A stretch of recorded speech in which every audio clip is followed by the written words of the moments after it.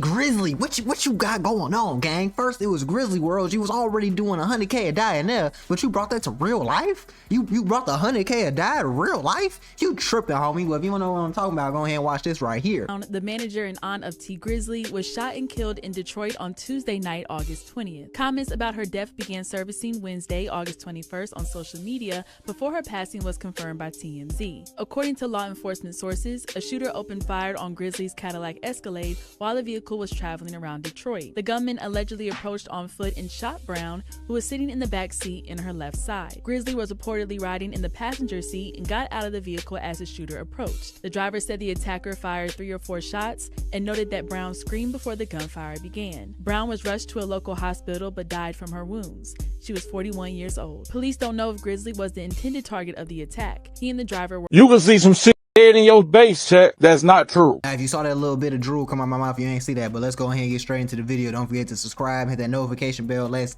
get it. Now look, first of all, if you don't know who T. Grizzley is, he's a very popular rapper from Detroit, Michigan. He got out when he first dropped that First Day Out, and then he blew up from there. Not gonna lie, First Day Out is up there with Dream and Nightmares with Meek Mill, and that's pretty hard because there's not many songs that's up there with Dreams and Nightmares with Meek Mill. Like, it's First Day Out, then there's Dreams and Nightmares. I'm pretty sure there's no other song that's even on that level of, like, soon as they turn it on, white, Hispanic, Asian, alien, boobling, they don't even matter, bro. It doesn't matter. They're gonna sing and they're gonna rap that song word for word, bar for bar, and feel every part of that song on Phone Grave. Of course, T. Grizzley just isn't gonna come out and say, oh yeah, like, I actually got my aunt whacked, I got her knocked off. Yeah, I'm the one that did that. So we gotta piece together, piece by piece, to understand what really happened. So first of all, we got the first piece of evidence. Dun dun dun. We got the first piece of evidence, which is T. Grizzley going on stream, pretty much explaining what happened that night and breaking down everything that happened. So the night everything happened, man, can you kind of go over that night with us? I know y'all was at the studio. I seen you on your Instagram, on your Instagram. Yeah, so we was at the studio with Guapo and Jay Swan or whatever,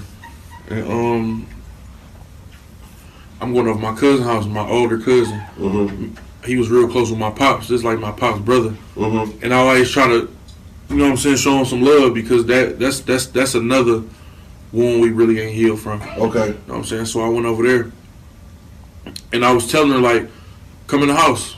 And she like, no, I don't want to go in. I'm begging her to come in the house. Mm-hmm. You know what I'm saying? Like, certain areas, you just got to move right. Right. You know what I'm saying? It ain't about where you at. I could go anywhere I want to. Right. But I got to move right. Right. You know what I'm saying? So if I'm moving right, can't nothing happen to me. So I'm telling her to come in the house. She like, no.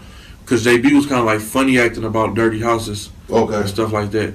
The house wasn't even dirty, but to her, she just a clean, real clean person. Okay. It's like, no, I don't want to go in them people's house. I don't want to sit on their furniture and all that stuff. I'm like, all right, I'll be right back. So I'm knocking on the door. My people's taking so long to come to the door. You know what I'm saying? Mm-hmm.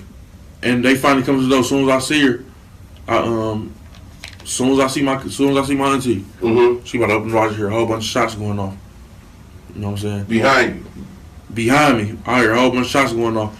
So I get down because I'm thinking they about to come to the side and start, you know what I'm saying, shooting at me, and I ain't got nothing on me at the time. Mm-hmm. My cousin ran out with a gun. I'm like, perfect. So we ran out on the street. When we ran out, my driver was gone with no cars out there. I'm like, She was in the. So what was the vehicle? She was in the car. Like, yeah, she was in the car. She was in the car. Okay. She was in the car on the street. So my cousin ran out with the gun or whatever. And we ran out in the front to see what's going on and to, if somebody up on us, we gonna get them off us. Basically what happened, they walked up to my door and opened my door. You know what I'm saying? Some niggas opened my door, mm-hmm. trying to get at me. End up hitting her up. Where'd they hit her on the body? They hit her on her side and in her arm. She didn't get hit in her head or her face and nothing, just all on her side. Mm-hmm. You feel me?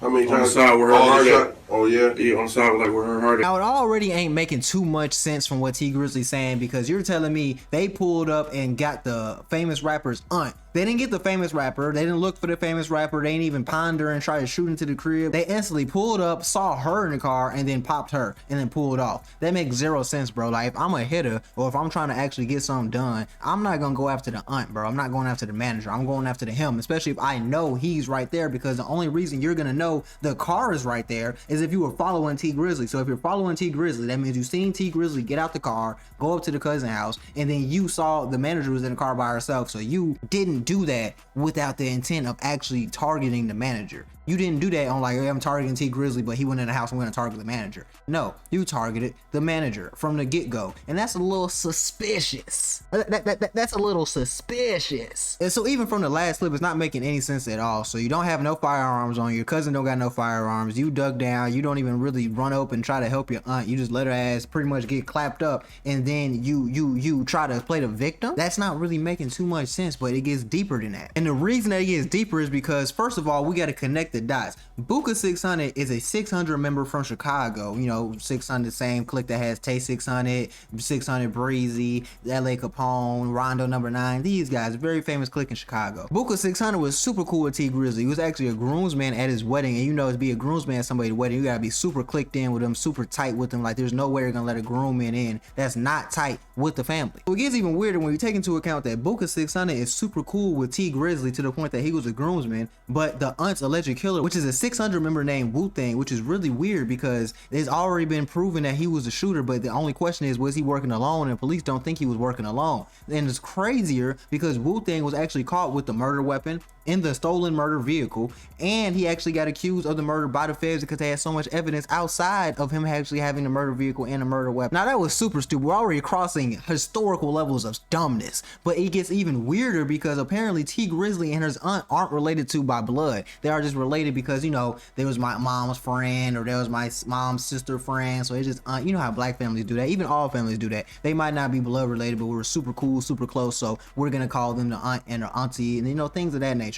But apparently, since they're not blood related, T Grizzley was getting his thing on with the aunt, and she was pregnant with his child when she actually got clipped. Now, most of this is just speculation. Wu-Tang really did kill her though, but most of this is just speculation. Now, the main thing everyone's focused on talking about is, how is T Grizzley connected to all this? How does this even make sense? And I'll tell you how it makes sense. It makes sense because T Grizzley did not own his rights or his masters. His aunt actually did, because when T Grizzley got out of prison, he didn't have any money, and he didn't want to put all of his business under his name because his face card wasn't right. He wasn't in the right situation. He wasn't ready to take on that responsibility. So he had his aunt, who was his manager at the time, to actually be the one that owns his masters, owns his rights to his music, owns his publishing, things of that nature. Everything was fine and dandy until T Grizzley got on his feet. He started making money, and then of course, like any normal person, he's gonna want the rights to his music back. But the aunt wasn't going for that because she's already making a killing managing him, but she also owns his music, so she's pretty much straight for life. She's looking at this like a meal ticket. T Grizzley looking at this like, no, I want my music back. You're trying to finesse me. And apparently they had some back and forth over it, but it never really went anywhere. And of course, T Grizzley behind the scenes never liked this, but it didn't really get arose to the surface because he didn't really press it. He didn't really make it seem like it was a huge issue because he always had plans on knocking off his aunt, which is insane. But if you don't believe me, the proof is damn near in the pudding. Now, it's not 100% facts, but the fact that the feds and the court is actually looking at this, and it's not just people that are speculating this, is getting really crazy for T Grizzley. And I hope that he didn't do this, because if he did this and his career is over because of shit like this,